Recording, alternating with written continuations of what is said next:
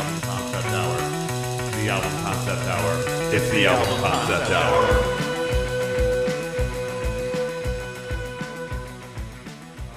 All that background Like really noise just close mess to with it, you know. Yeah. So, I guess I'll just roll right into it. So, this is a podcast about music that has not yet been named. This is the first collection of the minds, if you will, to try to figure out what that's going to be and what we're doing here. But it's going to be about concept albums. My name is Brad LeBaron, and David Gallagher. And then we have Jon Acker. And then in future episodes, you'll probably meet the other John Griffith. Griffin. It's Griffin. Yeah, it's Griffin. Yeah, Yes. yeah. We got that right. Yeah. Yes, we got that. Yeah. So Sorry, Johnny. he'll be on to defend himself maybe next week. So,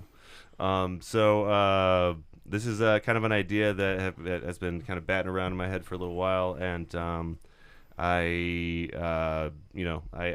went out of my way to get you, Dave, to get onto this because you were one of the first people that I talked about music with a lot at ACD.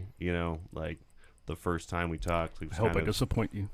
I hope I don't disappoint you. Oh, either way, Retraction. It's fine. But I remember because the first time, we were the two people that were left at the old ACD building before they moved to Middleton. Just clean up and listen to music. Yeah, that's all me and you did for a week. So That's awesome. Yeah, we got a good chance to get to know each other when we right out the gate at ACD. But yeah, you're a music lover. You got a giant album collection. Yeah, you know your stuff as far as I'm concerned. But we'll find out throughout the podcast what we all know, I guess. That is the point of this podcast. Yeah. But I mean, it's not like it's a contest or anything. But, No, absolutely not. We're all here to learn from each other, as far as I'm concerned. Yeah. And then John A. Sorry, Yes. just John G and John A. John A. I got to know you at Red's Pizza, where we Red's both Pizza. work, and you always, the albums that you love, you really really deep dive into everything about it. So figured you'd fit right in something. Everybody's like this. smart in something, Yeah, for sure. And Passion helps a lot. Yeah. So I guess today we're just gonna try to figure out kind of what all of our kind of tastes are, where our musical influences came from, and kind of just I guess get to know each other musically. I guess. So Dave, what's one of the first bands or albums you can remember enjoying and playing more than once? My two first musical influences came from my mom and my brother, but the two that to this day I still remember was the first album I bought was a cassette of Iron Maiden Summer in Time. Okay. And I damn near play that out. Yeah. Nice. And the other one was the Dead Milkmen Big Liz in My Backyard. Okay. And I was 11 or 12 when Mario 3 came out, and I remember playing Mario all the time while listening to, repeatedly just flipping and just wearing that record down. That's actually really interesting you say that. There's a few albums that I have that are so associated with the video game that I was playing at the time. Resident Evil 4 and System of a Down mesmerize for me. When I play that game or I hear that album, just either one reminds me of the other. But yeah, did you go on? Just those are the two I remember listening to a bunch of tapes and cassettes growing up and albums, but those are the two that just stuck in my head because it was the time and place, and it just yeah. Because when I bought Iron Maiden, that was my brother's favorite band, so we went shopping. He's like, "What do I buy?" I was like, "Get this one." So I remember grabbing it and just all right. Was it the cover of it? Was it the... If you know Iron Maiden, all their covers are just brilliant. Yeah, I know. The covers are you amazing. look at it, just it's a story. Oh yeah, they've been known to spend a lot of time on their covers. Yeah. Don't they have the mascot? Yep. Yeah, they have that one Eddie. zombie Eddie, dude. yep. Yeah, Yep. okay. Yeah. And they always try and get him in like different positions and different roles like every it's time. a theme to every album. Yeah. They have him change a little different, like the sci-fi or Summer in Time. So he's like, I've always he's got a gun and laser. And I've always enjoyed seeing the merch for Iron Maiden all over the place. Like I'm not like super familiar with Iron Maiden. Like I've heard, I know you like need to be. Yeah, I know. It's we'll get there. I mean, their concept albums out the wazoo, right? Oh, They got a couple. Yeah. I mean, well, like the guy going from thing to thing. I mean, that's a whole concept in itself. By the way, just to the note to the listeners, we're going to be very loose about the definition of concept albums on this podcast. So we all have explanations for it, though. I promise. Yeah, exactly. We'll have explanations of like why it's a concept album to us, why there's a theme that connects them. John, what about you? What was one of your first? One of the first albums you remember like choosing to listen to or reach for? Well, okay, so I didn't really like. I guess one of the first albums I'll admit it right here. The first album I ever bought was Millennium by NSYNC. Okay, I bought that with my own money. I was a pop fan. Yeah. See, well, I mean, how old were you when it? I was 5th grade, 6th grade. Yeah. I was gonna say that stuff really clicked with. Yeah. At that age. Yeah. And but see, like, because my kind of influences came from my parents as well, obviously, and my dad was very country, so it's like going to church with him on Sunday mornings. You're listening to like that 1950s, 60s style country music and stuff, and it's so a lot of Johnny Cash. Yeah. Rebecca Lynn, stuff like that. Merle Haggard. Yeah, exactly. Mm-hmm. And but my mom, she was like the exact opposite. She was into like that 70s pop stuff.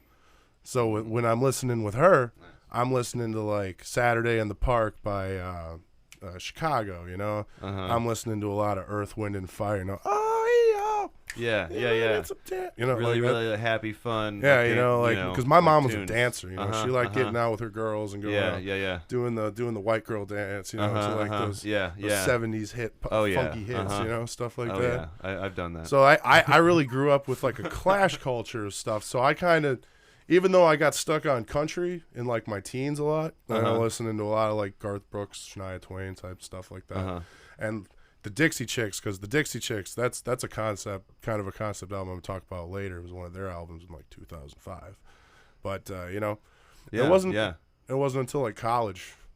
That's when I started listening to like albums. So the first real album that ever meant anything that I listened to was when I was 18 years old, and it was Rumors by Fleetwood Rumors? Mac. Okay. I had a feeling it might be that one. That was like the first album that I really cared about and kind of got me into like what I started doing after that, Yeah, that's on regular rotation at Reds. It's like he got me onto Rumors finally because I had never heard the album all the way through. Very good album. And when I finally heard it, I was like, "Holy crap! Like this is all hits. It's like the entire thing, And even the not hits are like hit worthy. All filler, no filler. Yep, all filler, no filler. Yeah. Well, it was done for raw emotion. It's the whole thing.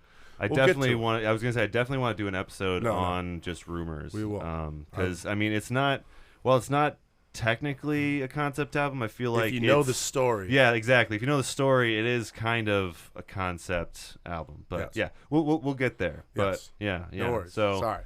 But yeah, Fleetwood Mac, and was there anything else that really inspired you between then and now, or? Well, I'm always I love actually the next album that I fully listened to because I fell in love with Janis Joplin was her Big Brother and the Holding Company album. Cheap Thrills? Cheap Thrills. That is the one. That is all hits, no filler. And it's not even all like their original content. Yeah. But she does a rendition of like Sweet Summertime. Yeah. That is just gorgeous. And it's a song from like the 30s. It was in like a musical in the 30s. I can't even remember who wrote it right now. Oh man. But it's just a beautiful. I totally recommend you listen to it. Yeah. It's a beautiful album. Yeah, definitely check it out. And Janis's vocals are killer on it. The band does a great job. Yeah. Whoa.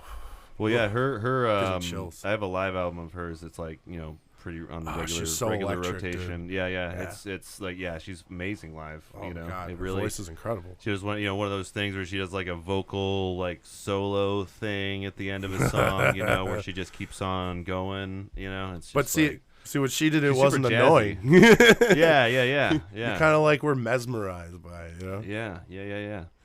That's good stuff. So for me, this might be a shocker, but one of the first album I think that I remember actually actively enjoying was Linkin Park Hybrid Theory. Oh, okay. So, because that like I was right in junior high school when the rap rock thing was happening, Yeah. and like the the angst was in it, the like the rapping with like the kind of singing but the yelling. It was like everything I needed at that point in my life, and I still every now and again I'll still throw it on, that or Meteora I still love, but that was something that got me into music. And then I should probably mention I was in a Christian pop punk band for a while, so I was very deep dived into pop punk for a period of my life. Christian pop punk. Oh yeah, man, pop punk for the Lord. But I think the band that really changed my musical like trajectory of what I enjoyed was the Felix Culpa, which is a band from Chicago and Milwaukee area. Okay. And it's kind of like emo-y, like prog rock type stuff. It's actually called post-hardcore, technically, but that was in the time of MySpace where there was millions of genres, and everyone had to create a new subgenre to survive.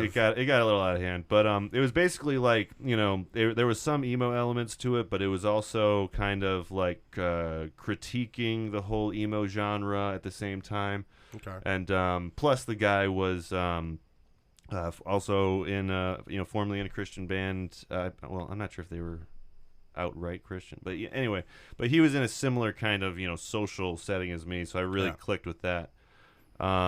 But yeah, so for me it's been that like I kind of approach it like I don't know, like I'm studying or something with music. So I go from genre to genre, and now I'm finally into like rap and hip hop, whereas in, before my 20s I didn't really didn't really care about it.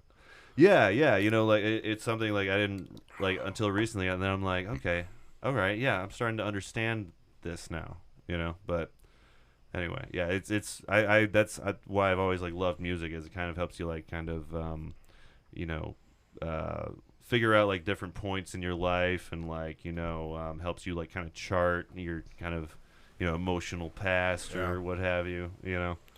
Oh no, so, nothing helps you out like that with music. Yeah, exactly. So by yourself, very introspective stuff, therapeutical. Yeah, at times. Yes. Yeah. Like those are the albums that you reach for anytime like you really need to pick me up, So that's I think that's kind of what this podcast is going to be about, generally, is like those albums that like really stuck in your head and like made you think, and like I mean, obviously at some point we're probably going to get to The Wall. But I feel like we should wait for a while till we get to The Wall. What are some concept albums out the gate that you guys can that you guys really appreciated? Like just any album that like had a theme or Flaming Lips, Yoshimi Battles the Pink Robots. Oh yeah, that's a good one. Yeah. Oh, while we're on the topic of Flaming Lips, didn't you mention that there was an album that you have to play on like 4 record players or some shit? Zakura or something along the lines. Yeah, it's a 4 album. Yeah, you can make up your own music, because you can set the needle down anywhere you want. But if you have 4 record players going, you start them at the beginning or in the middle, and you basically have your own soundscape. Like it just plays. It's interchangeable, because it's always going to be a different spot. Wow. I haven't got it yet. I got 3 players, so hopefully I was about soon to I'll say, have a like, 4th. I should bring over my player sometime, man, and we should just do that. We should just do that as an episode of this, honestly. You know what I mean? Listen to it and then come back and report on it. Yeah. I don't know that how might create a lot of feedback. how the auditory experience would translate to the podcast. They So just the hear ones and machines- zeros or Machines something. machines don't hear each other. What came up with an earlier idea there was whereas basically they went to like a parking lot, they handed out these tapes, and people would put Yeah. these tapes in their car. Yeah. And then basically they got them together and they started hitting play, and it was just this same thing. It was like all this random music that was happening, and they basically was Yeah. making their own album by just people playing their cassettes in a car. That's such an interesting concept. Yeah. Concept pun. Yeah. Flaming Lips. What? You know, I'm the one that's always stuck with me, like especially recently. Obviously, has been Melancholy and the Infinite Sadness. The one concept album that's not really a concept album, but it is. I'd count it. But it is. Yeah, because yeah. It's so good. I remember when it so came out, good. it blew me away. And it's just it's really the rise and falls of depression. You know, it's just him Yeah, talking yeah. about his life and the way he knew best to do it. And to me, why it was so good is because it was the only album with that lineup of the Smashing Pumpkins that was completely done by all four of them. Yeah. Before that, it was just Billy Corgan and the drummer. He didn't really have Marcy Darkey or their Wow, really? guitarist. No, There was a lot more that he took out. They didn't put as much. They kept making Yeah. like, suggestions, but he's like, no, this is no. Those first two albums, Siamese Dream Overall. and the other one, like those two were just Gish. Yep, those two were like just him, Wow. just him and the. But he did have the drummer. Like he liked him. Chamberlain. He liked Chamberlain, Yeah. and yeah. so but when they went into the studio to do Melancholy, they got new producers for it. Yeah. And the new producers were like, we want you to spend at least 1 to 2 hours every day just jamming together. And that really like Nice. helped change the chemistry of Good. it. And so Different That's a dynamic. good on- fucking producer. It created a mesh for them. And then so That's when they awesome. recorded everything, they recorded it together. Yeah. You know, it was they were all for one for all on that album. you Well, know? yeah, because that's the thing. Like, there's, when you get into the studio, you can either record Bits. little Yep. bits, like, and put them together. Usually, the drums first because of the rhythm or Throw whatever. on vocals later. Yeah, and but otherwise, you can create there's giant fucking live setup, like you see in some of the older, big rock groups like the Beatles and Beach Boys. Queen has an Oh, album Beach that's Boys, got a man. big old picture Pet of their Sounds. studio. Great album. Oh, we're definitely fucking doing Pet Pet Sounds. Sounds. Love that Definitely. album. It's Dude. been Yeah. always my top 5 for a long time. But Yeah, I forgot that when I was writing my list today. But yeah, that's one of my favorite. You know, he albums. pretty much didn't use the Beach Boys at all for like their music. They just sang. But they just sang. Yeah. But he's like, I'm not letting that Beach Boys sound go. Yeah, I need you to sing on it. So when you get back from your tour, you're gonna sing on it. We're all gonna Yeah, sing yeah. together. But I don't need you for the instruments. You go tour. You got just the- go make us money touring. brought in the Wrecking Crew, which Yep. just nailed. Oh, Yeah. nailed it, man. yeah. Anyone that hasn't seen it, go watch that John Cusack movie about Beach Boys. Oh yeah. Have you seen it, Dave? I have not. Oh man, it's all Wait, all what's about the pet John sounds. Cusack one? It's all about pet sounds. Okay. It's about it's kind of takes place in like two timelines. Him as in his younger self and then his older self, and it's just his like struggle to make that album and There's like some he crazy got stories such about that too. well yeah he got Oh. such pushback from like studio. like when the Beach Boys heard it when they got back they were like, what the hell is this, like this is like there's like It's sad, not us this at isn't all. happy, this isn't like us. This isn't fun. This isn't. We're America's surf Yeah. kids. What the hell are you doing which here? is why he made Good Vibrations, which is the only non-pet sounds sound It wasn't song. even released on the album. They No, released yeah, it as a it's- single later. Well, yeah, exactly, because like he needed to prove to them that like he could still make those happy, fun songs. Yeah. And So he killed himself but it's such doing a it. sad fucking movie because like he had like a whole thing where like his apparently like he had mental health issues and his he doctor broke took advantage. down. Well, his doctor took advantage of his mental health issues and like took over his like estates and stuff and All he could do was write music there for a while. That's it. yeah He went yeah. nuts. Yeah, He did yeah. too many drugs.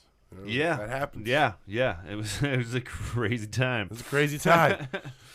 But yeah, it's a really, really good movie. I can't think of the name of it right now, but John Cusack, Beach Boys movie. Check Look it it out. up. Sold. Yeah. But yeah, Pet Sounds. That's an awesome concept album. Which is also not technically a concept album, but it totally But is. it is. You know. We're getting loose. I here, feel like people. I was gonna say I feel like the story behind an album kind of applies to an album. When it makes sense when you listen to the music, and then it really does apply. Like yeah. if you can listen to the music and understand what they were going through because of what they were doing, get it. One of my favorite concept albums is "In an Aeroplane Over the Sea" by Neutral Milk Hotel.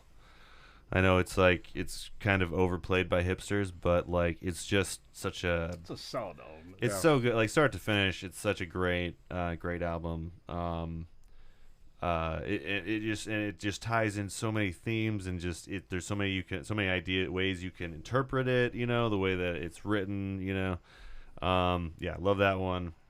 I also really loved. I don't know if this counts as a concept album, but Black Sabbath Paranoid, is that a concept album? You're getting a little loose. I mean, it's just one of my favorite actual albums. It the first half of the album, that was their first side A, one, right? Well, side A ends at such a great spot, and then self-titled. Okay, right. Yeah, this is the one with the guy on the front with the thing, the blurry picture of the sword. But I don't know if that's a concept album, but it's when you have the album, the side A stops at a perfect part, and then it starts up really strong on side B. It's one of the best. See, sometimes people create albums to be listened from start to finish. Yeah. They roll into each other. I mean, it's used to very good effect on what's Green Day's American Idiot. It's used to very good effect in American Idiot, but it doesn't always mean that it's. Because sometimes that's how the musicians and the producer wanted it to be. Well, yeah, especially back when records were the main thing. That's the first thing they probably thought of was all right, how can I use this? Side A is gonna end on this note, and side B is gonna start on this note. So yeah, once I got a record player and I started paying attention to that, all sorts of new things kind of came out of those albums. You know what I mean? But we should have a friggin' album party sometime, man. Just switch out some albums that we have. That'd be cool. Yeah. I enjoy that. Maybe next Marksmith. God damn it. Next Beer Miss. Marksmith is a different thing. That's a different podcast. It's something Dave does with his friends. Cool. We started, I think 2010, because we had a bunch of friends that all moved away, and we got together because everyone comes home for Christmas, so we decided, let's have a little beer event, and then also it becoming where are you traveling, pick something up weird, and then bring something we can't get here, and it just started rolling and rolling, and oh man, the last 3 years we actually made custom glassware for it. So yep. I got this thing. I have. Didn't you? Yeah, you made one for the actual Beers Miss one year. Yeah. Yeah, man, those are good times. Speaking of Beers Miss, we should get to our first segment on this podcast, which is what is Dave drinking tonight? Dave, beer aficionado, what are you drinking tonight? Well, currently cracked a can of Omnipolo, their Imperial Stout, with caramel. I believe I'm getting coffee too. It's pretty tasty. Okay. And then let's see. I'm drinking on your Untitled Art collaboration with Voodoo. Yeah, Voodoo Brewery Imperial Stout. Just a solid stout altogether. Yeah. This one's tasty. Yeah, I like this one. And then what was that first one? The vanilla. That was the Cigar City Club beer, the Vanilla Big Sound. So Scotch ale with vanilla beans added. That one pretty is good. Scotch ale with vanilla beans. Yeah, that one's tasty. Okay. Yeah. My dad would love these. Yeah. Dave is one of those guys that's got he's got an app that kind of follows his beers. His beer. You got a cellar, right? I got a cellar, and it's too much. I need to start just giving shit away. Yeah. That's what happens when you have a hobby. You just keep on collecting. And you don't want to get rid of what you did earlier. It gets out of hand without paying attention. Before you know, it's what the hell just happened here? Well, it's oh wait, well it gets better with age, right? It is alcohol. Some do. Not all beers though. I was about to say, some get really gross after a few years. Some get bad. I was at a high school party one time. No, this is when I was in high school. This sounds fun. This is when I was in high school. And I was like, yeah, I was good, like the little good kid. point. Yeah, good like, way to rephrase. Yeah, I was like the freshman that like was hanging out with a bunch of seniors. And I was like, "You guys got a beer for me?" And they're like, "Oh, out in the garage." So I go out in the garage, looking, light beer. Ooh, Budweiser. So I grab one out, crack it open, walking in, about halfway through. Hey, John's drinking the Budweiser. I was like, "What?" They're like, "That's like 6 years old and expired." I was like, "Well, tastes fine." Oh my god, the last 2 sips almost made me barf, man. Oh yeah. But I had Once to it get finish warm. But you Oh, had it to was finish horrible. it. It was horrible. It was all like silt. Like I was like, "Why didn't I shake this up?" Oh, It's man. chewy. It's all. Nom, nom. Oh Slurp. man. Well, that has been what is Dave drinking for another week? But music. So I wonder if we should get into one thing I wanted to get into, which was our top 5 desert island albums. You guys want to to dive into this? Yeah, Sure. kick it off, Brad. Kick it off. All right. Yeah, So it's your show, man. it's our show. It's our show All right, together. all right. Yes, Fair enough. yes. Fair enough. So yeah, it took me a minute to figure this one out. So first of all, I feel guilty even like choosing 5. You know what I mean? It's one of those things. No, It's like, dude. We're all in the same boat. Yeah, it's yeah. tough. You got like but I was I kind of love thinking, everything. You know? I was kind of thinking of like mental health on a deserted island was my thought process. That's fair enough. So first one is Run the Jewels 2. So Run the Jewels 2 is special to me because it was what finally got me into hip hop. And I can listen to that album over and over and over again.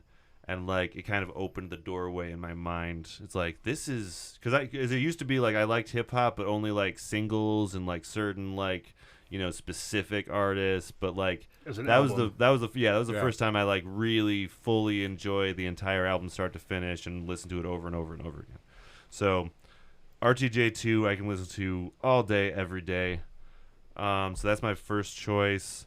Second one is the band The Last Waltz. Oh, Yeah. great live album, dude. Yes, it's Great live album. One of the best live albums out there, I think. Some of the best. great movie doc and great album. Yes, Oh the my movie's God, amazing. The album's amazing. Like it's just like When they sing "The Wait" at the end, what's that from the from the I don't even Family know- Singers? What's her name? I don't Matt even- Staples, the Oh, Staples yeah, singers. yeah. Oh Oh my my God, Yeah. she was incredible on It just that melts song. your heart. Yeah, Oh, yeah. that's the whole thing. It's I the was- whole thing. I was introduced to that album by an old roommate, Joe, and like I was really skeptical at first. I'm like, oh, what are these old guys doing? You know, like, I wasn't really into that kind of These music. guys think But they like are. it was just like all of the different people coming on stage and playing with them. You know, like Neil Young and didn't Ringo, Bob wasn't Dylan. Ringo on it? Ringo He was Ringo was there. on. Bob Dylan was there. Van Morrison, Yeah, it was just so jam. Everybody came for that. It's They're just- like, the band's breaking up.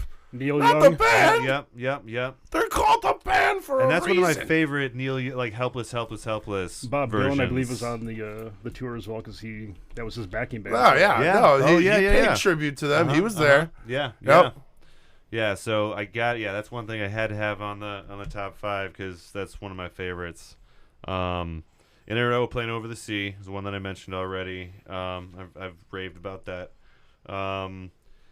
ELO Time is another one. Okay. So this is what might Spark. be the next episode. But it's a concept album from ELO, and it's honestly like I like ELO, but like this is the only one of their albums that I regularly listen to start to finish because it all just works together so well. I think It is a story. I did. it's a little and it research goes. on It has it has ebbs and flows, goes Yeah. up and down, and it's I was just it's something that like I got into in my like well into my 20s that just took me by surprise. Like I bought the album at like just random place, and then I played it. And I'm like, whoa, this is nice. And it's got a really positive song called "Hold On Tight to Your Dreams." It's a really nice just Hold on tight. exactly yeah. It's like it's a very positive song. It really is. And I'm a big fan of like those like really super positive songs, like "Don't Stop Me Now" and You know, those things that like no Don't matter what you stop do, you me just now. have to be happy listening to it. You know. I love really sad songs and really happy songs. That's pretty much like where I'm at generally in music. But Gotcha. You want the emotion. yes, Oh, I want to hear it. The raw power. I want to hear it in their voice. I want it to hit right here. I want them to be crying. Every time. Connor Oberst from Bright Eyes. I want Crying from happy Raw or crying emotion. from pain. It does not matter. So happy. yeah. No, he definitely he went a little overboard a few times. Connor Oberst. There was a couple songs where he was literally crying at the end of the song. Anyway, the last one I have is Herb. I'm probably gonna mispronounce this. Herb Albert's Tijuana Brass Band. Yeah. Whipped Cream and Other Delights. That's the one that has one of the tracks. Very nice on- instrumental. Yeah, it's a newer one for me too. Well, it has the song that plays in the honeymoon game or whatever, the old Dun, dun, dun, dun, yeah dun. yeah Yep. yeah. So it was one of those things where like when I got the album, like I heard it, I'm like, this sounds so familiar, but like so distant. You know, it was something like I'd heard on like TV at the grandparents' house, like as a toddler or something. And then when it finally clicked, I'm like, oh my god. But like, yeah, it's been on regular rotation for me since I got that album.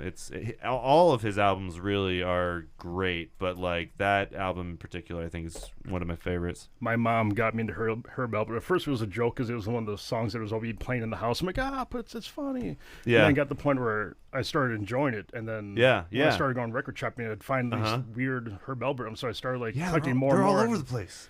So I'm not sure how many he made. I know it's a lot because I think I'm up to 10 individual albums, but Nice. you put them on, Yeah. just I'm at about that. I have like I think you 6. can't help but smile or bounce. Like Yeah, it's I'll just be it is cooking or doing laundry, or doing something. It's Yeah, just background yeah. music. It's just Yeah, it's any amazing. any of their albums you can just throw on. I actually, it's funny. I had this collection of Herb Albert. Herb Herb Albert.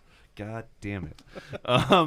But I got like that Whipped Cream and Other Delights. It's the famous cover. Anyone that doesn't know, it's got the woman drenched in whipped cream. Well, she's actually wearing something, like and a then dress, there's but whipped it's cream. covered in. Yeah, it looks I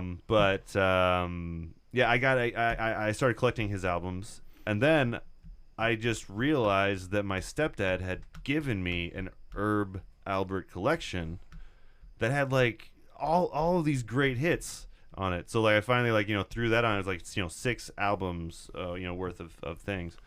But yeah, it's definitely one of my favorites. All of his stuff. But I feel like those 5 would keep me Entertained. sane on an island alone. I also toyed with the Felix Culpa, just so anyone out there knows who knows me. I did think about the Felix Culpa. I couldn't choose between the different albums. It's like choosing between your babies. But anyway, who wants to go next? Dave, what do you think? 5 desert albums. I thought about this. I kept trying to write it down. It was going nowhere. It was a mess. Like it's 20, 30, 40 albums. So I figured Lines like Charlie in the. I'm not just going to write this down. I'm just going to do it on the fly. Yeah, because yeah. whatever comes up. Yes. Whatever me, you think of the Yeah, I like that. That's real honest of you. Like, Yeah. So be number honest to one, yourself. it's still my number one album all the way down. We already talked about Pet Sounds. Every Yes. time I make a list, Yes. Yeah. That sounds so it beautiful. fits in everything. So that's got Yeah. not only Yeah. the slap, it's the only one I'll number. It'll be number one. The rest will just gonna be the following 4. Yes. Okay. Yes. I agree. So after that, I would have to probably say Ramones volume, the first album, just the very first one, Ramones. Okay. Okay. As far as punk goes, I'm super into the pop side, but also just Yeah. I just wear that like the Ramones flag. All the bands that can have that same attitude or sound. It's just amazing. It's fun. Well, yeah, it's uplifting. And I've seen you at shows. You have that. You definitely have the spirit. like to jump around. Oh yeah. Dave likes to have some fun at some shows, man.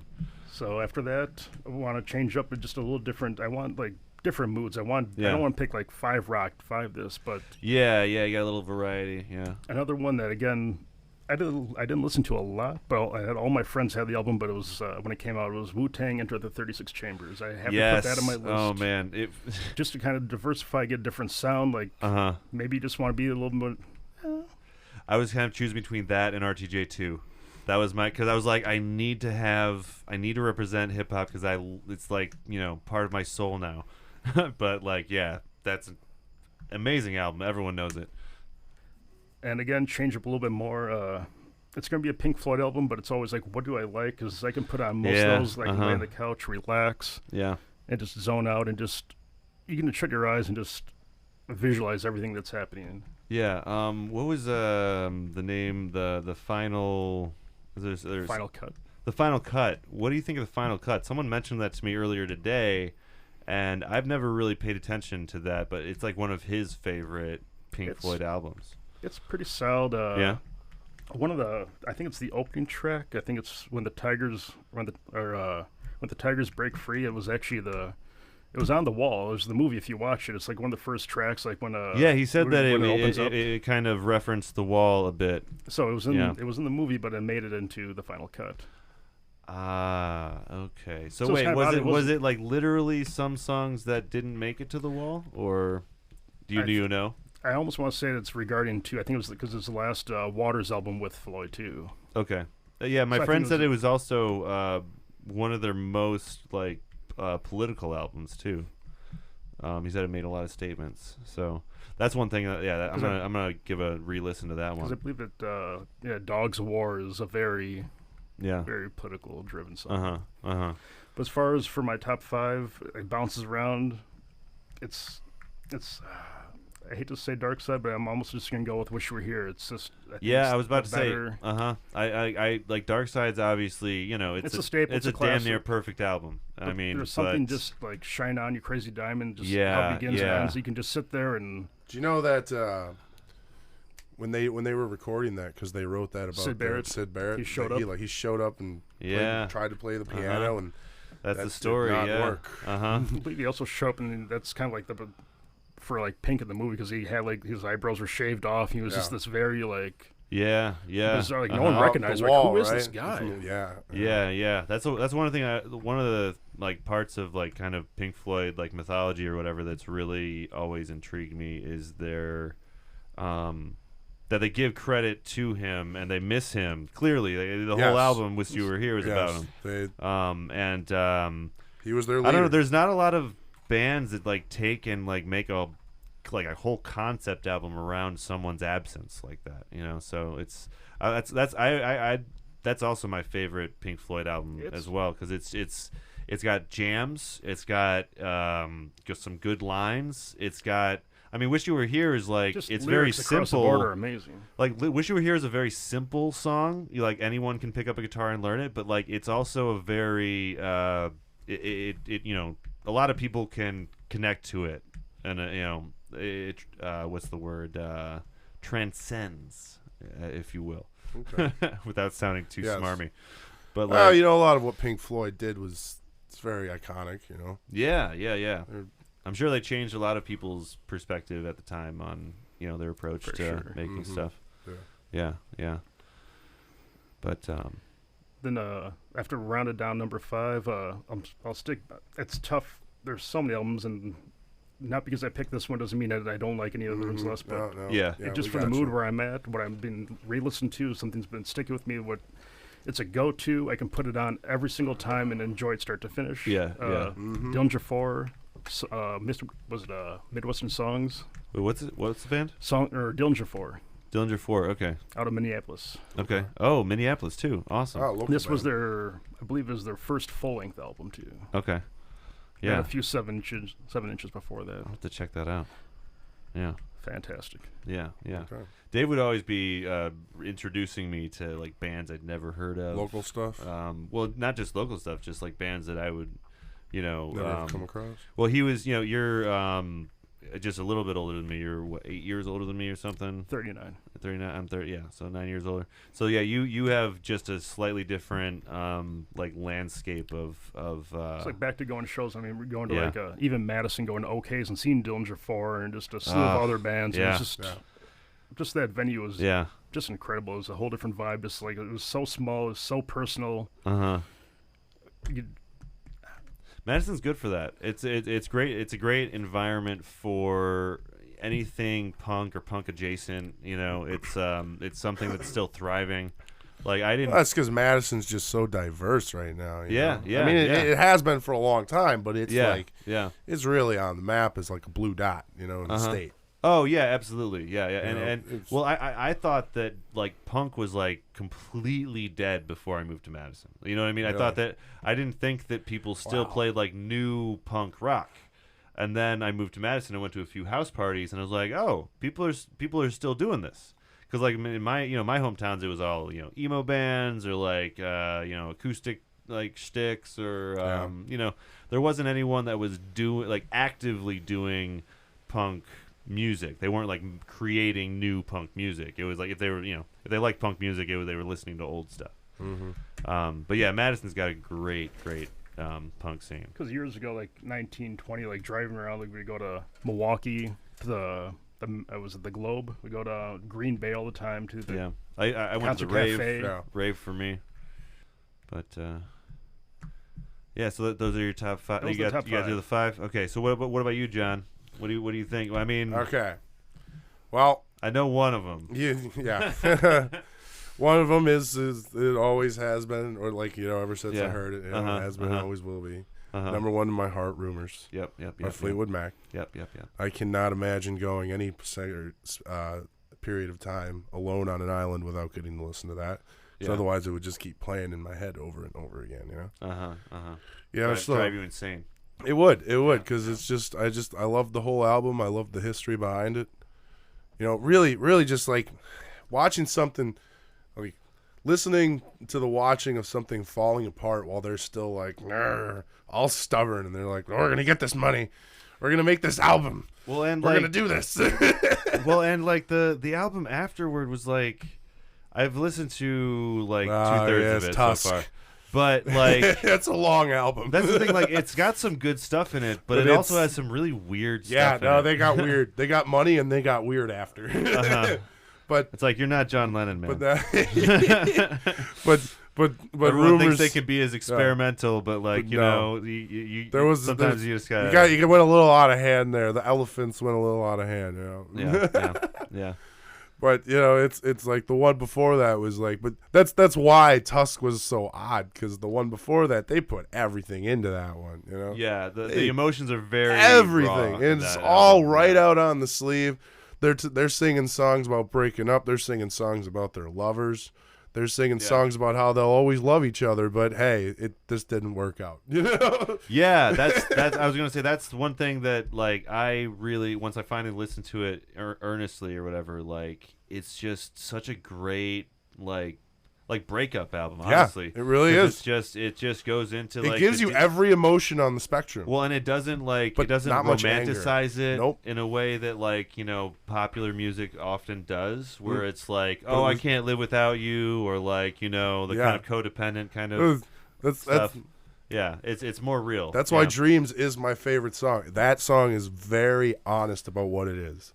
It's just a very honest song, and it sounds to me, when I close my eyes and like really listen to like the outside, if it's a nice calm day, or even if it's a rainy, nice light rain, it sounds like a rainstorm.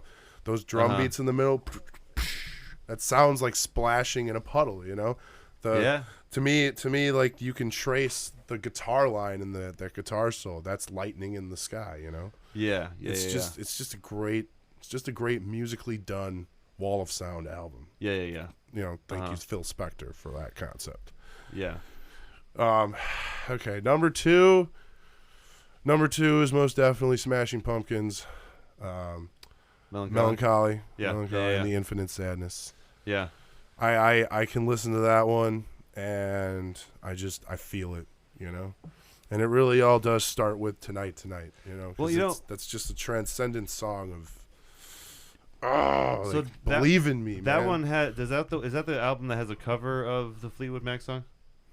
No, that's the one afterwards. Oh, okay. Or like the next two. I think it's their like the compilation album or something. Okay. Mm-hmm. I would say, did that Yes, it does. Landslide. Did that have any influence on you enjoying Smashing Pumpkins? Like, did you? I actually like, heard that after I heard after? figured out about Smashing Pumpkins. Yeah. Okay. I actually heard that at second. That's what made me realize I loved Billy Corgan because You're like, okay, he you covered get me. Stevie Nicks Yeah. and Landslide, and it's a beautifully done cover. And I That's was true. just like, Yeah. you. That's true. I Like, there's a you. lot of covers of that song, and that's one of my favorites. Yes, Yeah. but no, because Melancholy was completely written by him. Yeah. He didn't. He wrote like everything. There's not a cover on Melancholy. It's just a nice. Okay. So rolling into on each other, Yeah. And not a it concept album, but zigzags it back and yes. forth. It's like It's calms depression. down. It's the rise it's a and roller falls. coaster. It's a It's roller awesome. coaster Yeah. of emotions, of happiness and great sadness, but still, even in my lows, just believe in me, man. And he always says the 3 or 4 singles that they released are the bookends. So in other words, if you know the album, you know exactly what he's talking about. He's talking about Tonight is Believe in Me. So, man, I still feel like a rat in a cage. That's that 90s angst, that Generation X, like grunge power. Yeah. And then there's 1979. 1979. So That's good. just like but then you're sitting there and you're like, but life sucks. But remember when life used to be cool? So, you know what actually briefly got me into the Smashing Pumpkins? Sure. Watchmen. When Watchmen came out, Okay. the trailer for Watchmen had a remix of a song that they had made for Batman. the Batman soundtrack. the amazing failure Batman and Robin. Well, they got that right after they released Melancholy. It was supposed to be like Tusk. It was supposed to be like, here's your reward. Yeah, you get a it free was national single. But the original version's like a straight up rock tune with guitars and whatever. Mm-hmm. But the version for Watchmen, they changed it. It was like this kind of electronic and drum kind of version that was kind of like dark and like big sounding and like epic sounding. And I was a Watchmen fan too, so that trailer was just fucking amazing to me. I was like, what is that? Who is that? I need that in my life. It was one of those things where I heard that song and then I dived into some Smashing Pumpkins. But what's your third? All right, that is by far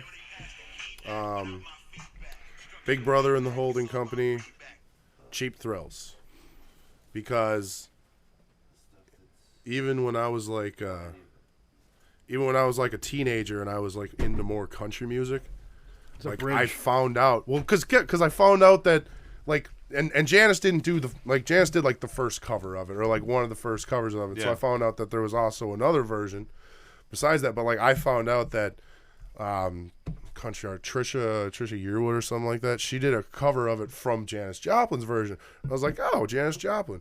Oh, she did it with a band, Big Brother and the Holding Company. And then I listened to it, and I was like, whoa! Yeah. Holy, did she just do that? But no, I just listened to her do that, and I was like, whoa. That was, everything. The guitars, the descending bass lines, the drums, her voice, Jesus mercy. When she screams in that, I was just like, you can do that? Oh yeah, when she oh my God, when you she can unleashes, do that? yeah, it's pretty amazing. Yeah. And then I was like, I just started listening to other stuff off the album, Ball and Chain, Summertime, and I was just like, and then one time I was at my buddy's place. And I basically had a mini trip freak out before I'd done anything other than just weed. I was just really high off weed and a little drunk by a fire. And that song came on off my iPod at the time. Yeah. And I was just I was sitting there just tripping out to her voice. Yeah. And I was like, this is incredible. Yeah, you get the goosebumps. Yeah. Yeah. Everything, man. It was amazeballs. Yeah. Oh, I love it when that happens that first time you listen to an album. Mm-hmm. It's rare, but because for me at least, I have to I feel like I have to listen to an album a few times to really appreciate it. I'll appreciate the big the kind of single songs at first, and then like I'll understand it as a whole. It's growing on you. Mm-hmm. Yeah. I definitely like. There's some albums where like the first time I listen to it, I'm like, I don't get what the hype is about this, and then like the second or third time, I'm like, oh, okay. Kinda All get right. Sometimes if you put it away and you visit Revisit down the road, Yeah. you're like, It is. oh, this is way more than I thought. Huh. Also, I feel like I used to like almost like I don't know. It's like I didn't want to check out albums that people suggested subconsciously or something. Oh, that you ever always that get ever happened to you? Every Yeah, human yeah. experience You thought everyone is else was that trash. Yeah, it's like well, My opinion's the only one that matters. I'm sure that's great, but my music's Who fine. do you think you I'm are? telling Yeah, me what yeah. to listen to. I tell you Yeah, what to listen yeah. to. Nowadays, I try to have a much more like open mind Yes. about everything I You're hear. very good about it, man. Yeah, You've always well, been because good like about it. because music is like one of the. I mean, it's cheesy to say, but I mean it's one of the like great ways that we share our feelings with one another and communicate in a way that's not just so cut and dry. So like without I like that's why when it comes to like which like if you had to choose between your sight or your hearing, like I'm always like I gotta say sight because it's like I'm with you. I can't imagine never hearing something beautiful again. You know what I mean? You like can it's sit in a just- chair and listen to stuff the whole time, but if you got no hearing, you're just looking at stuff. Yeah, I Kinda- mean, you I kinda suppose lose you a little can bit of kind the of joy of you life. can kind of feel it if the speakers are very loud, but I mean, it's just it would be But see though, like yeah. I feel like if I couldn't hear, I wouldn't want to be driving anyways, and that's the whole point of seeing to me is being able to like get around. Yeah. But people make do with it every day. But I don't Plus, want when, to. you, I when don't you're want to be blind, without all my of your hearing. other senses get Heightened, like yes. apparently Yeah, like Daredevil. That- you Okay, it's basically not become exactly Daredevil. like Daredevil, but yes, it does. It is a real thing, Yeah, just 'cause yeah, you have exactly. to. You have to survive. He's not a otherwise, superhero. otherwise you're He's gonna just walk out blind. onto the street. Boom! Bus ended you. You're done. Yeah. It's like a video game. Life Yeah, over. yeah. Only no backseas. No backsies. There's no reset button. Yes. Yeah, Okay. So then my next one. that's what were we at 3? Three. Three? This Okay, is okay. number 4. Yeah, Okay. this is number 4. My next one is called "Horse of a Different Color" by Big and Rich. Okay. Okay. See, because when I was a kid, I loved country, and when I listened to that album, that was just like a big tangle fuck of everything. They did a song that covered everything from blues to like oldie country. They mixed a little rap in there. They did like rock country, and they were like like heralding back like in their songs like heralding back Yeah. to like old country, old people. That's something I need to dive into. It's actually. just a great fusion album. Yeah. And they never really did anything like it again. Yeah. It was like a very like, and nobody ever really duplicated it either. Yeah. It was just this like, they called themselves the Music Mafia. They had a rapper. They had a rapper. They had a midget. They had like wait. They had had a a bit. posse. no, and I say midget They had a because he fucking was posse. a random midget. He didn't sing. He just like introduced them and stuff like that. And then they had like a real The country ringmaster. singer. Was it Brad They had Williams? no. I do not remember his name, and I'm sorry about that if you ever. Oh listen no. to this. I'm It's sorry. just it's. But no. I mean, but anytime you got a band that adds a midget in the mix, they're serious about their live show. No, they called themselves the Music Mafia, and they were the countryest, non-countryest thing ever. It was great. Then they all eventually got onto the Grand Ole Opry. Oh man, It sounds like a They had great Insane two Clown albums. Posse show or something. but you it know was what I mean? country. it was country though. Yeah, I would be glad to. I would love if you listened to it and tell me what you thought of it. Because Yeah, no, there's- like that's something I actually need to dude. get into more. Is I'm kind of bad about like country up to I- a certain year. But see, this is I'm telling you, man. They have a song, and it's kind of one of their country songs Yeah. in the album, but it's a comedy song because it's a song about a guy who like talks to girls at bars and stuff like that. But then in the whole chorus is, "Why does everybody want to kick my ass?" Like that's the whole song. It's just him telling yeah. stories, and then he's like, "Why does everybody want to kick my ass?" And you're kind of like, "Well, Yeah. you were talking to his girl all night. I mean, I guess it's not really your fault, but that's kind of why he wanted to kick your ass." One of these days we will definitely have to do a I don't know which country album, but we should do a country podcast with you and Luis because he loves country.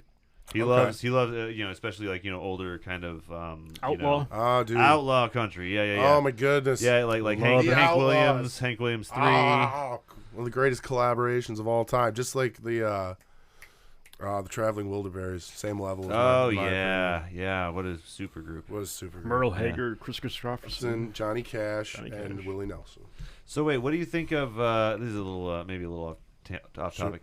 What do you think of? What is it? Chris Gaines?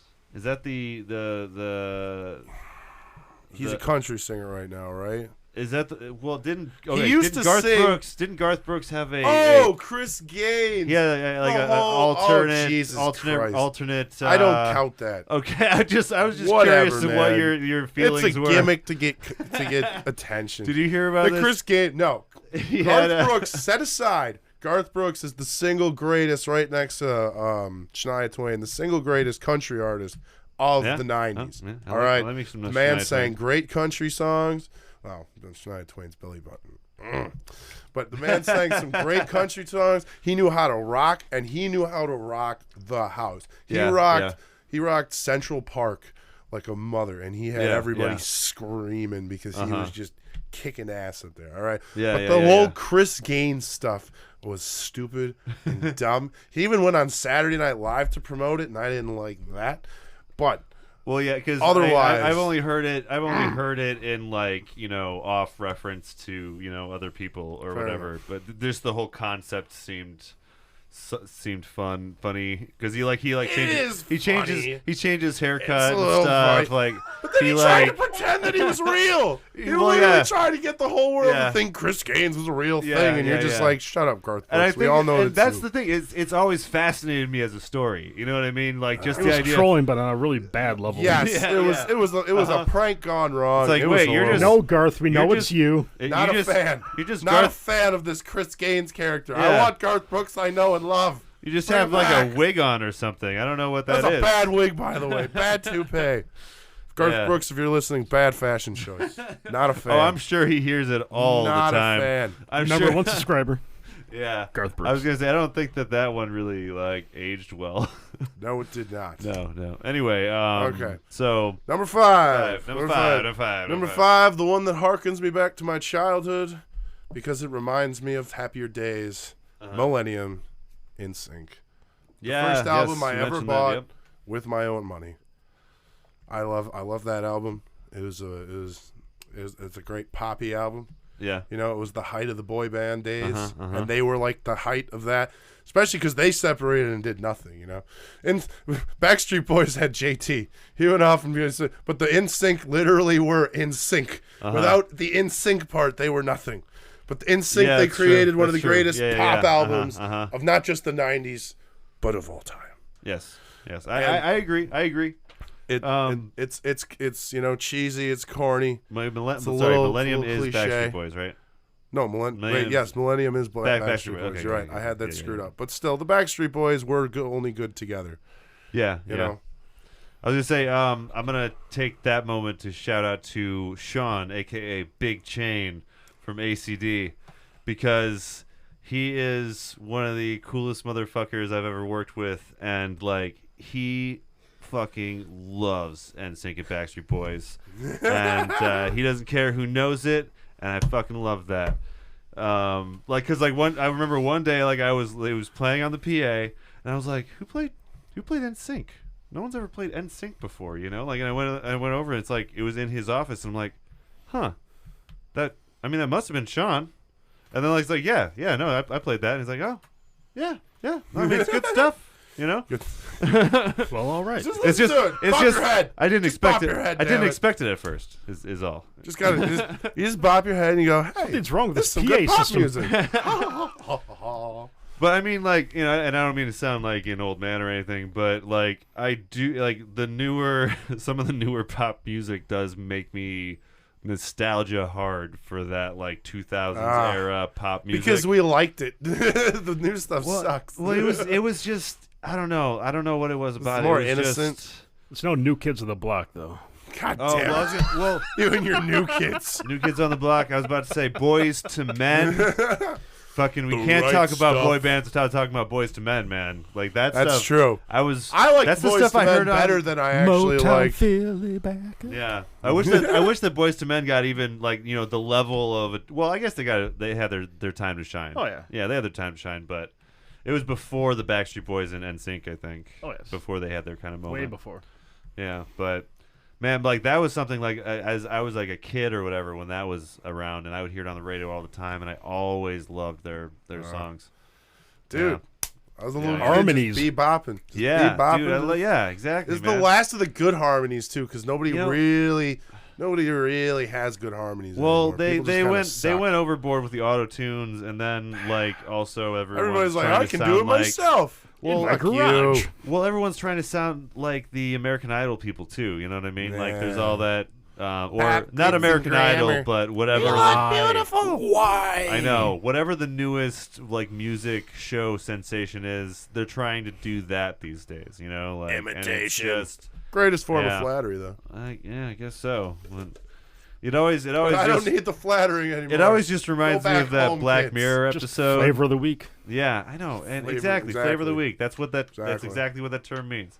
And yeah, no, I mean, I don't know. Like, I even have mixed feelings when someone is like playing a guitar on one of those shows and singing, because like they're playing guitar, but they're like still like Nobody's singing.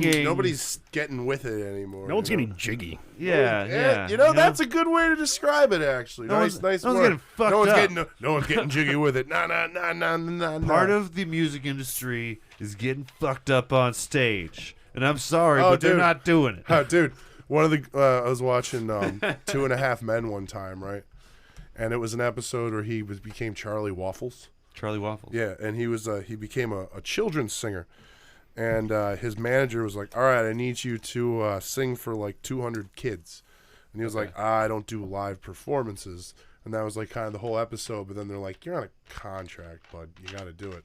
So he Yeah. went and got hammered before he did it. And he's out singing in front of these kids, and he's just falling all over, slurring his words. But the kids are loving it. They're eating it up. Parents don't give a damn Well, I because was the about to kids say, are happy. kids don't know. Yeah, know any better. no. Kids don't know shit. As long as But, you're funny drunk.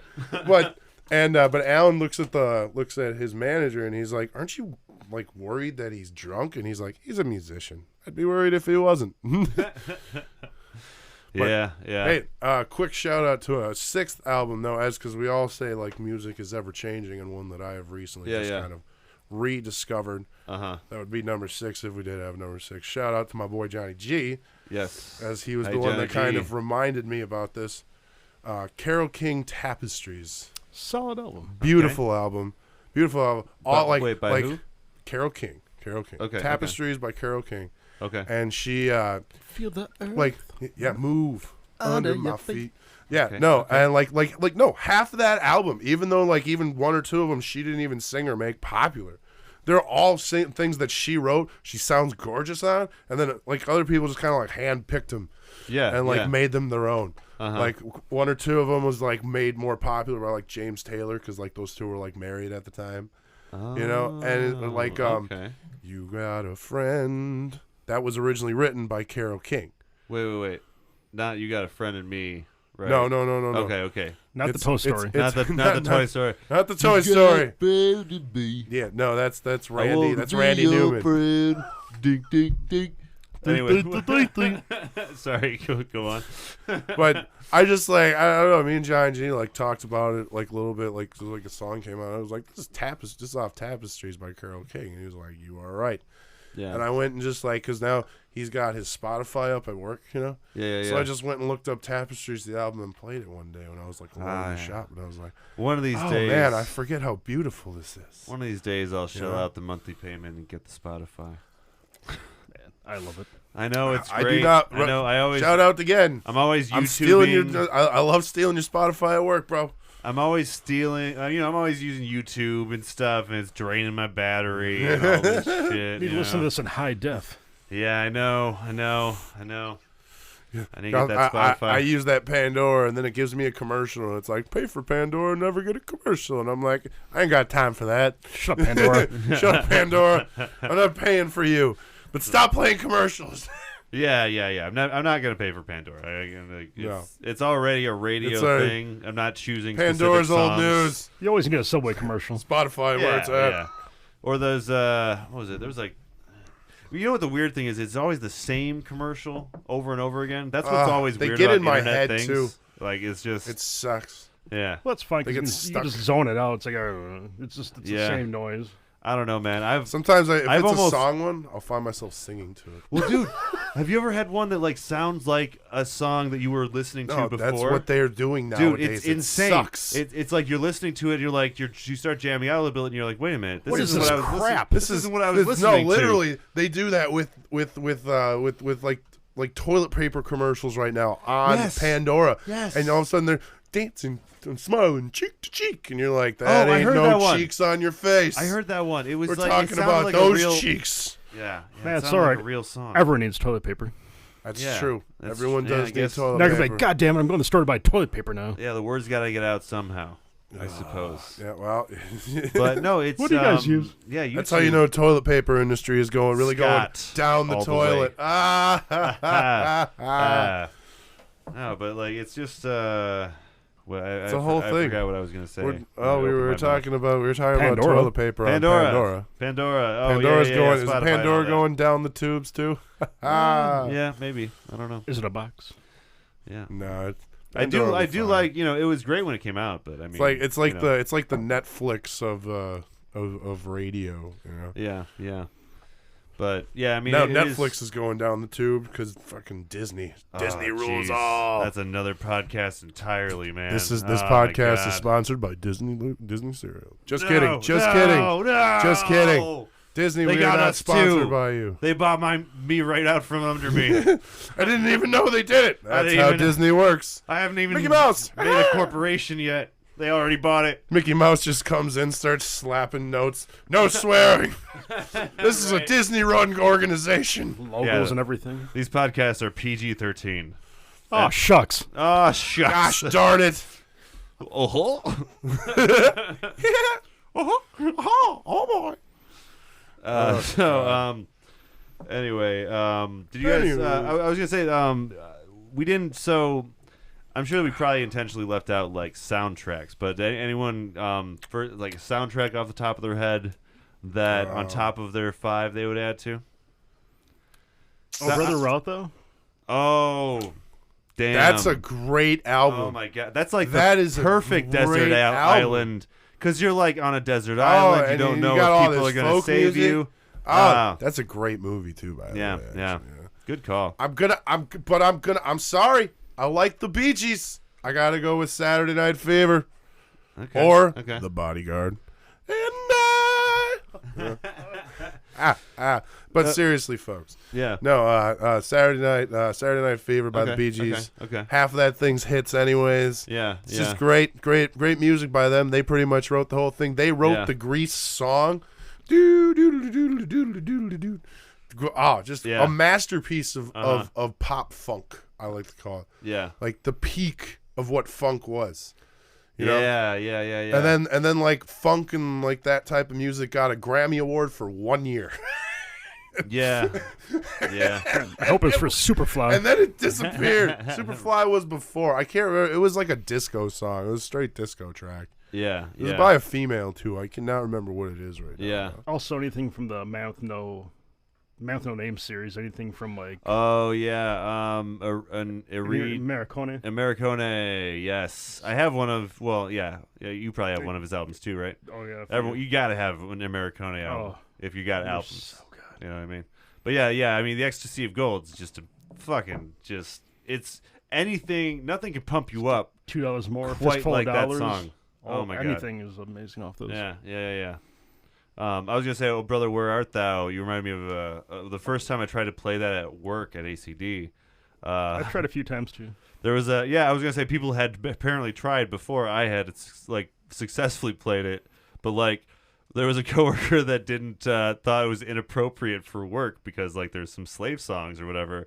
And then one day I'm like, "What do you mean? That's the most appropriate thing for work. I'm playing it." I just We're all played it slaves anyway. for the man. Yeah, I was like, there could be no more appropriate song working in a warehouse than this album. So yeah, I've always that's one of my favorite albums to just fucking do anything to. Yeah, but I was gonna say one of mine was it was kind of between the the Digimon the movie soundtrack. Yes! Yes, my friend! Come on! Give me Knuckles! I love that album! I love those songs because I love that movie! You even know that album? I know that album! I've listened to that album! The compilation music is great. The ska stuff that they got on there is freaking awesome. I'm amazed this has not come up. Hear my eye rolls right now. Yeah. Oh, Dave is just like his face is to his face palming hard. That's how I got into ska, dude. There's like 3 good ska songs on there. I can give you good ska recommendations. I was gonna say, if you were the right age when that movie / album came out, like it was such a great introduction. Was so great. It was such a snapshot of the '90s. I didn't know. Oh, dude! And then so crazy. You had Smash Mouth on there. That All-Star. I still picture that scene. The Digimon's like, hey. And you can't forget the epic that was the Digi-Rap. Oh, absolutely not. Oh, my goodness. When what was it? The and I am done for tonight. When the Digi-Past and Digi-Present collide, time to Digi-size. Dude, Digimon, Digital Monsters, Digimon. That's how they brought into the movie. Oh, my God. I'm having flashbacks. Dude, yeah, sorry. When I that's saw a different... When I we'll saw get that to movie, that podcast. When I saw that movie in theaters, I cried when Greymon was trying to mega-evolutionize, and I was like, no. Ah! I was with my dad, and I just like buried my head. I was like, oh, no. Oh, no, Greymon's going down! No, Mega Greymon, no! I was so sad. We'll definitely be getting into that in another thing, because I had not known that you knew about that album. Yeah. I love that movie. I never thought I had anyone to talk about it with. Yeah, Jesus. Man, crazy. So the other one I was going to say is Guardians of the Galaxy Volume 1. I was going to suggest that. It was almost like... That's number 2. It was almost too easy. That I know it's easy, but it's one solid. that I can listen to very, over very and over solid. again. It made me rethink the idea of a soundtrack, Dude. honestly. Because I had kind of lost faith in album soundtracks. Besides Tarantino, you don't really get people that are handpicking stuff for the scenes that really embody the scenes and stuff. And that for me was the second Marvel I started taking them seriously. How about the first Batman soundtrack by Prince? Oh, of course. Well, Bat Dance, right?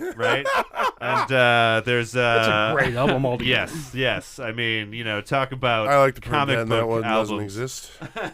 No, but no. When Peter Gunn was selecting songs for that too, he was like, you know what? James Gunn. He really James Gunn. Yeah, Damn it, you're right. I think he was a brother. When he was selecting these songs, he was really trying to get the feel for what he was doing. He's like, all right, I'm working with Guardians of the Galaxy. This is damn near C-list in Marvel Universe. No one really knows who these guys are.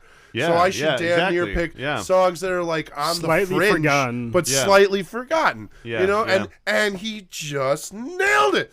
Yeah, When Peter's it is a here's damn that perfect soundtrack.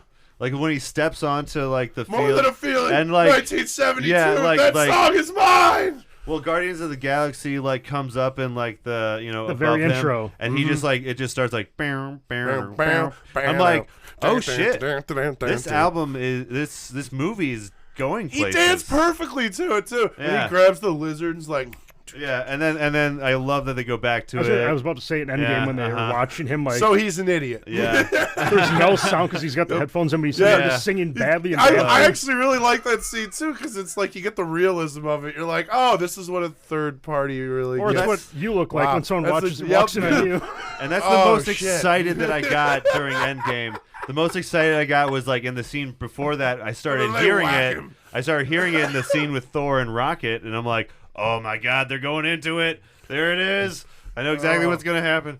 Oh man, but yeah, that's Thor like, and Rocket it's such were a great comedy duo, by the way. definitely. But yeah, movie. it's such a great example of what what a soundtrack can do for a movie. Convey You know the what I mean? feeling that Yeah, even the second one does a great job. It's too. It just conveyed yeah, everything. Yeah.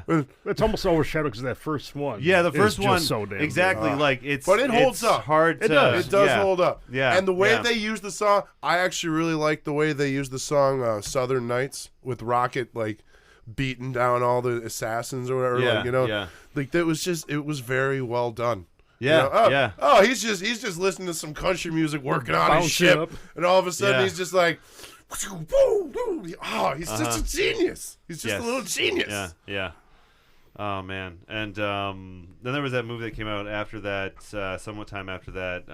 What Baby Driver? I don't know if you saw that. But Baby Driver was good in the that was very soundtrack. interesting as far as the soundtrack for the album. Some well, it's really the good soundtrack songs. within the Within friggin' the album. movie. Yeah. Like, It's his soundtrack. Yeah, it's such a interesting experience. I don't know if you saw Oh, yeah. that one, but I did not. it's the Highly movie, recommend it. Yeah, basically Okay. the movie kind of like the guy puts on headphones a lot of the time, and then all of the movements and All the driving the techniques, shooting, and the driving, everything. fits right with every Yeah, beat. it falls in line with the Okay. music that he's listening to, and it's really, really trippy for a movie. Like I'm sure it's been done before to some extent, but not quite like at that level. Yeah. Like the whole movie, start to finish, is like that. But anyway, we're probably getting into like over an hour. I was wondering, you guys want to try to nail down a name for this thing?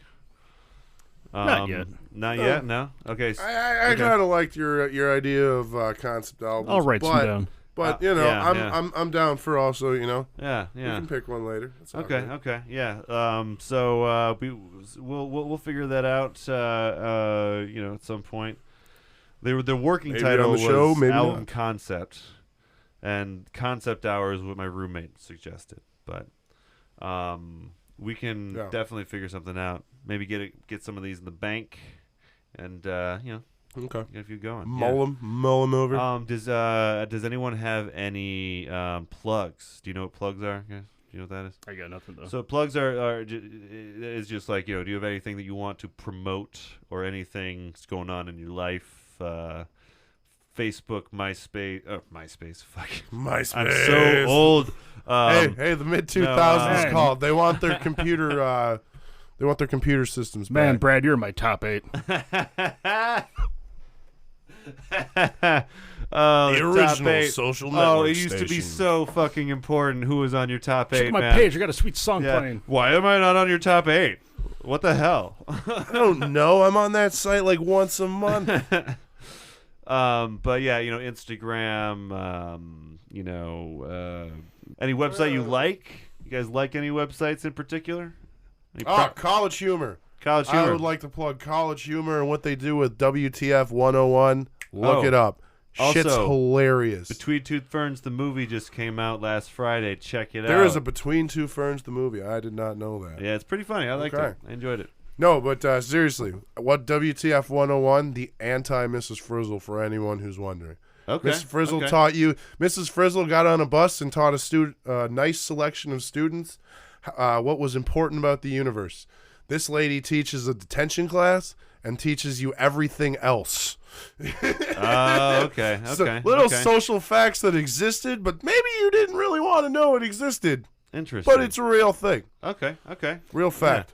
I'll check Real that stuff. out. Yeah. You can find free clips online, or you can go right to their website. They have a College Humor. It's called is it College Dropout? I think it's called collegedropout.com, and you Yeah, can get a subscription, yeah, and yeah. then you can get everything. Yeah. They got a whole bunch of stuff on that site. It's like their sister page, or they can get a little raunchy. Yeah. Because because that College After Humor, hours. After hours. Yes. Adult Swim. Adult Swim, yes, yeah. because that's actually where Adam Conover came from. Yeah. You Yeah. ever you heard of Adam Ruins Everything? Yep. Yeah, that's where he started, was on College Humor. Oh. And they do a bunch of stuff on like That's- IFC.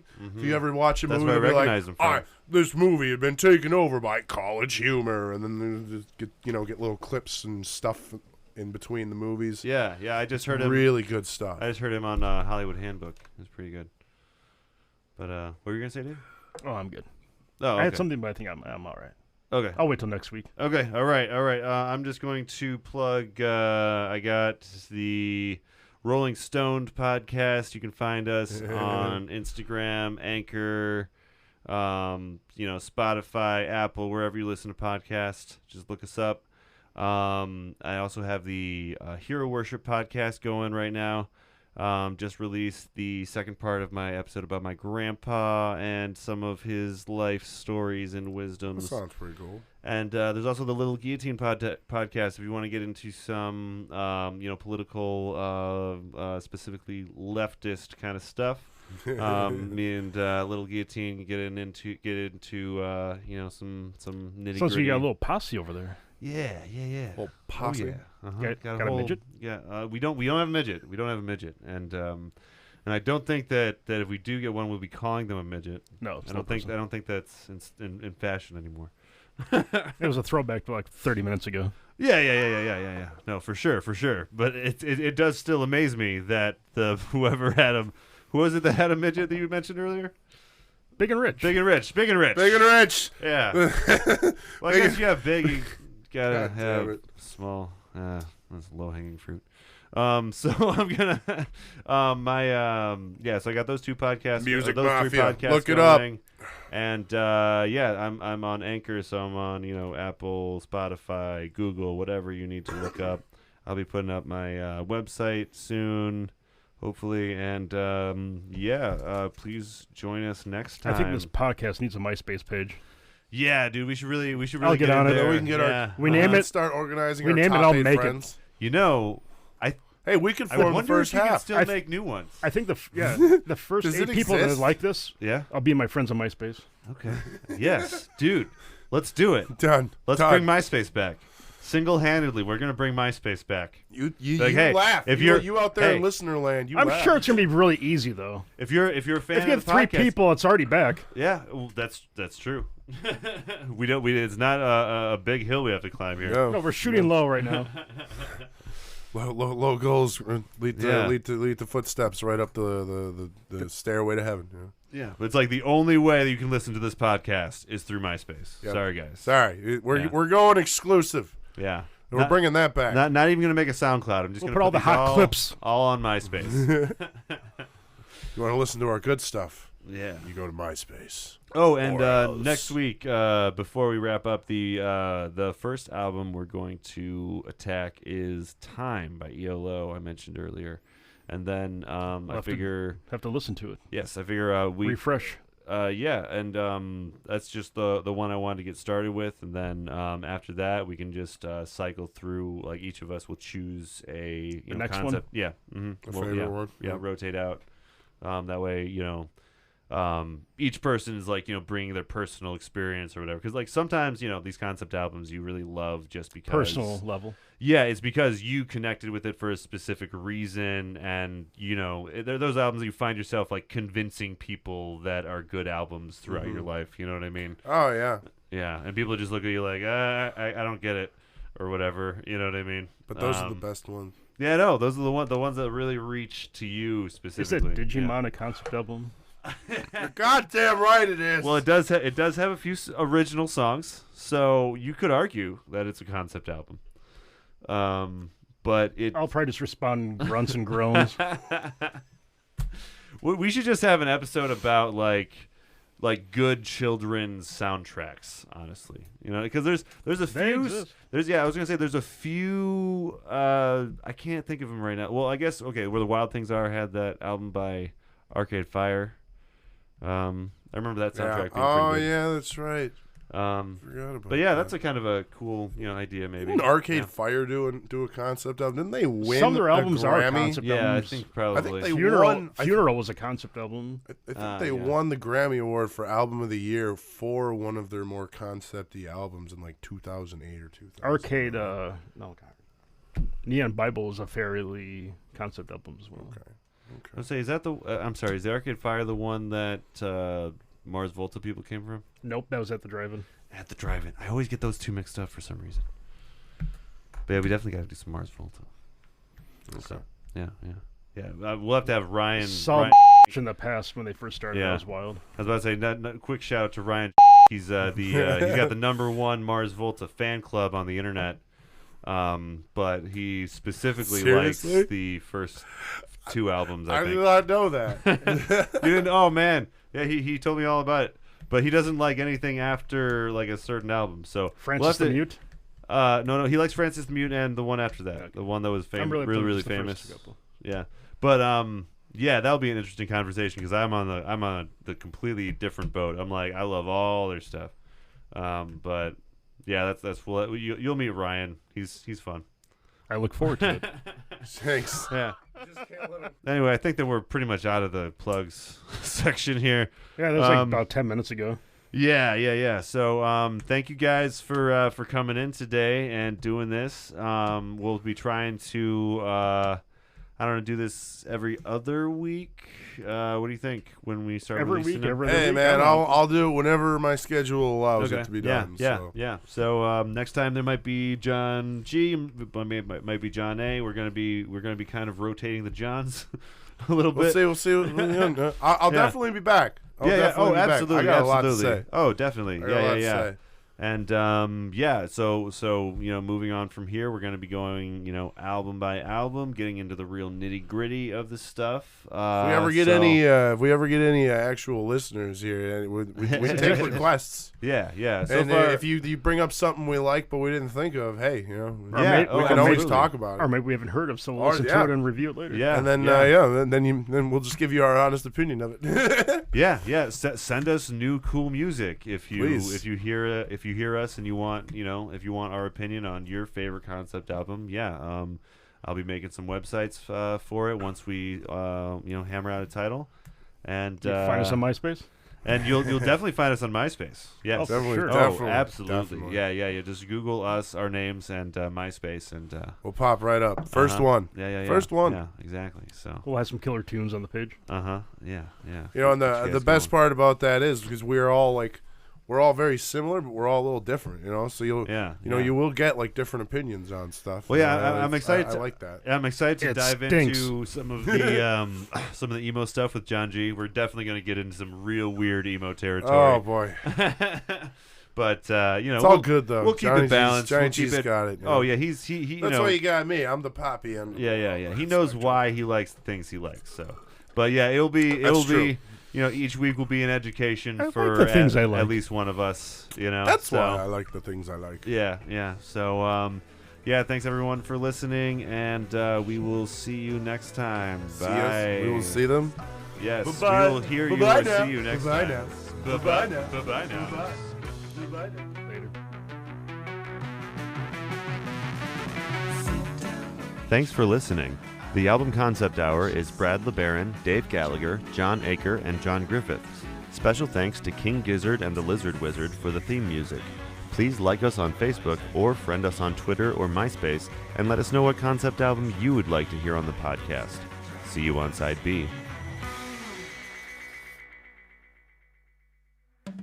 This has been a Revolver Audio production. Executive producer Brad LeBaron. For more podcasts, visit soundcloud.com/revolveraudio, or to support new content, visit co-fi.com/revolveraudio.